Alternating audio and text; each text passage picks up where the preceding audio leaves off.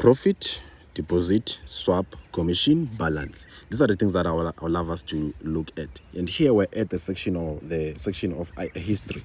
On history, this is where you see your journal of how you actually trading, and it's very important for you to actually check on your history so that you understand the profit that you are making. In this case, we are making this profit and we made a loss of 1.47, which is negative 1.47.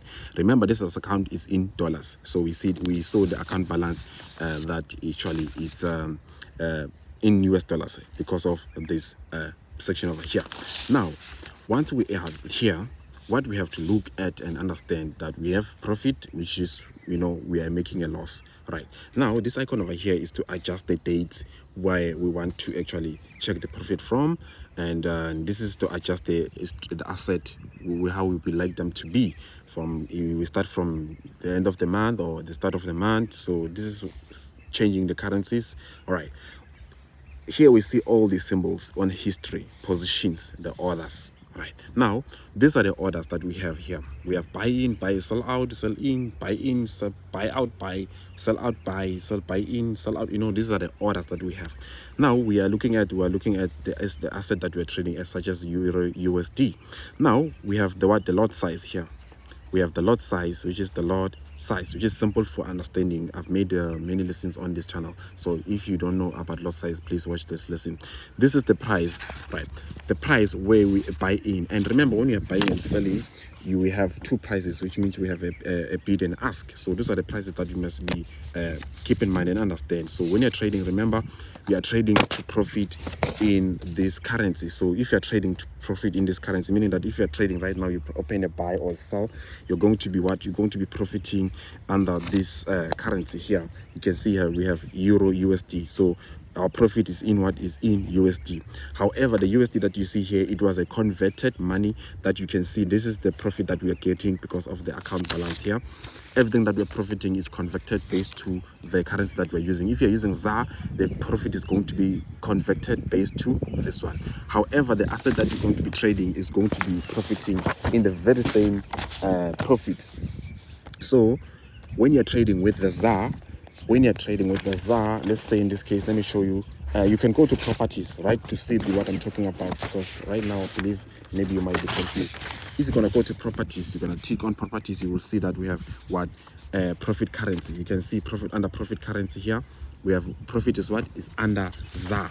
So that's something that you must keep in mind and understand. And if you understand that, then you are actually a better person or understanding that, okay, right now I'm trading and this is what I know, this is what we do, and this is what's happening here on the trading, and you're not confused with just like others who are actually confused or misled. Right now, this is the profit that we have. If you combine 0.26 or add 0.26, then this number and this number, you're gonna get this negative balance over here. Now, once you have this negative balance over here, we have what? We have this buy out or sell out here price. When you are trading, we're trading based on price of a bid and ask.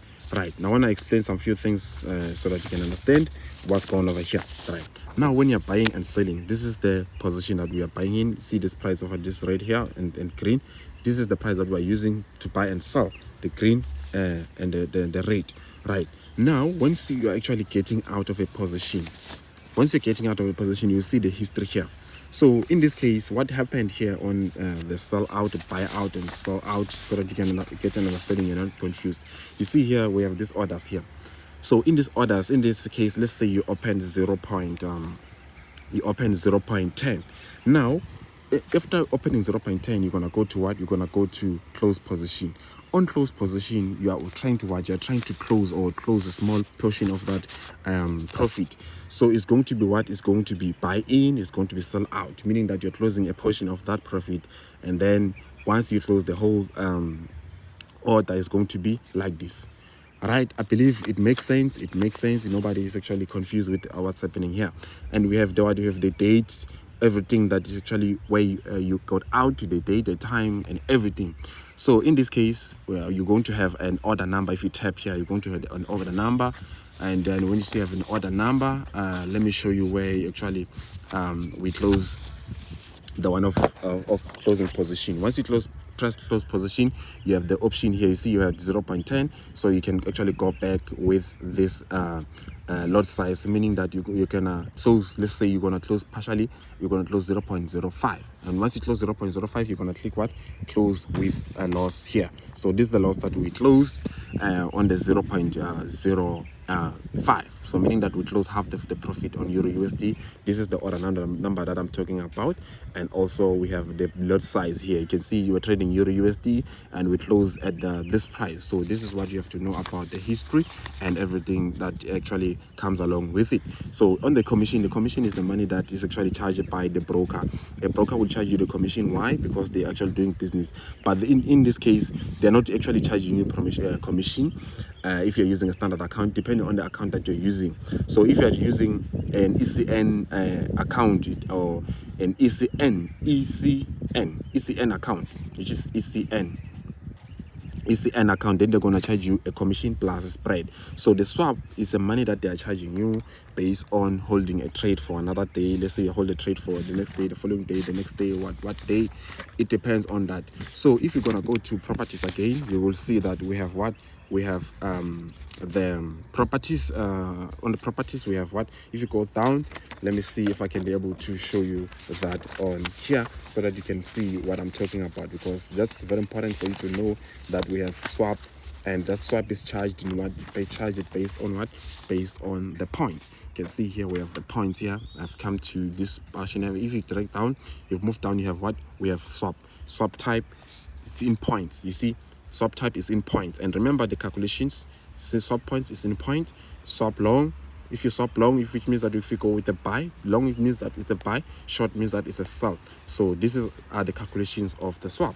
Right now, do not be confused with the swap. Swap is money that is going to be charged based on you holding trades. As you can see here, swap rates. We have swap rates of Monday. They're going to charge you once, and only Wednesday they're going to charge you 3 times.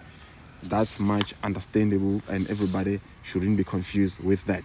So if you're gonna go to properties, and let me see if I can be able to show you the properties of the asset. You're gonna go to codes, right? You're going to go to codes, and if you go to codes, you're gonna see the properties. And if you see the properties, you can be able to see that we have the parameters for trading with the broker. So the broker is actually there to assist you to buy and sell. So I wanted to show you the parameters. I'm not sure if I can be able to find that at this moment, but show you what you need to understand on the properties. Okay, here's what you have to know and understand on the properties. Here, if you tap on the asset here, you can see you have USDs are here. If you tap on properties, this is the part or the section that I'm talking about. This is where you're going to be able to see everything that I showed you here, so that you can understand how the calculations work. Okay, so now I've explained the one of the history. The history is for you to get the journal on understanding what's going on over here and be able to trade and not have any difficulties. So the swap is charged in based on what? Based on points. So we saw that we had what? We had 190 something points, and those points, they are based on what? Based on the asset that you're going to be trading, right? They're based on the asset that you're going to be trading. So calculating it is super simple. If you are looking to count that, actually you'll see everything in here, plus with the profit that you made. So everything is going to be here. If you made profit, they're going to minus the swap. If you had the swap here, they're going to minus from here, so that you can you're going to see the swap here. Maybe sometimes you're going to see $800, maybe sometimes it's going to be $10. So they're charging you the swap based on you holding a trade. So that's it for now. I believe you understand and no any difficulties with understanding the swap here.